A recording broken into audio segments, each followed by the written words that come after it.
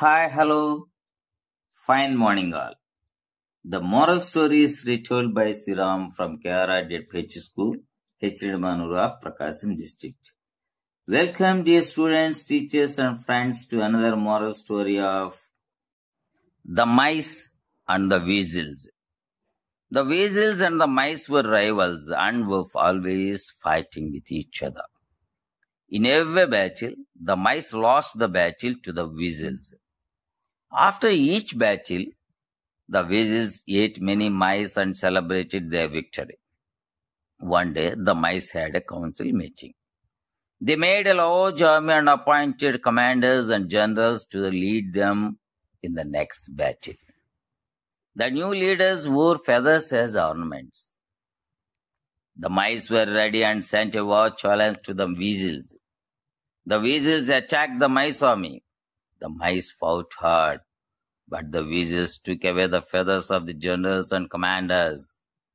The mice ran into tiny holes to escape being caught. The weasels won the battle once more. The mice decided to keep away and never fight the weasels again. Moral: greatness has its penalties. ఇప్పుడు ఈ కథను మనం తెలుగులో చెప్పుకుందాం. Mice అంటే ఎలుకలు, వీజిల్స్ అంటే ఎలుకలను తినేటువంటి క్షీరదాలు. ఎలుకలు మరియు వీజిల్స్ ప్రత్యర్థులు. ఇవి ఎప్పుడూ ఒకదాంతో ఒకటి కొట్టుకుంటూ పోరాడుతుంటూనే ఉంటాయి. ప్రతి యుద్ధంలోనూ ఈ ఎలుకలు వీజిల్స్ చేతిలో ఓడిపోతుంటాయి. ప్రతి యుద్ధం తరువాత వీజిల్స్ అనేక ఎలుకలను తిని తమ విజయాన్ని జరుపుకునేవి. ఒకరోజు ఎలుకలు ఒక కౌన్సిల్ సమావేశాన్ని నిర్వహించుకున్నాయి. ఆ కౌన్సిల్ సమావేశంలో వారు ఒక పెద్ద సైన్యాన్ని తయారు చేసి తదుపరి యుద్ధంలో వాళ్ళని నడిపించటం కోసం కమాండర్ను మరియు జనరల్స్ను నియమించుకున్నారు. కొత్త నాయకులు ఈకలను ఆభరణాలుగా ధరించారు. ఇక ఎలుకలు సిద్ధంగా ఉన్నామని ఈ వీజిల్స్కి సవాల్ను పంపాయి.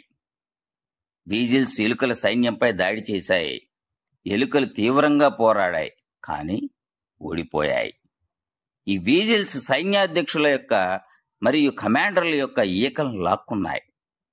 ఇక ఆ కమాండర్లు సైన్యాధ్యక్షులు పట్టుబడకుండా తప్పించుకోవటానికి చిన్న చిన్న రంధ్రాల్లోకి పరిగెత్తినాయి ఎలుకలన్నీ కూడా. వీజిల్స్ మరోసారి యుద్ధంలో గెలిచాయి.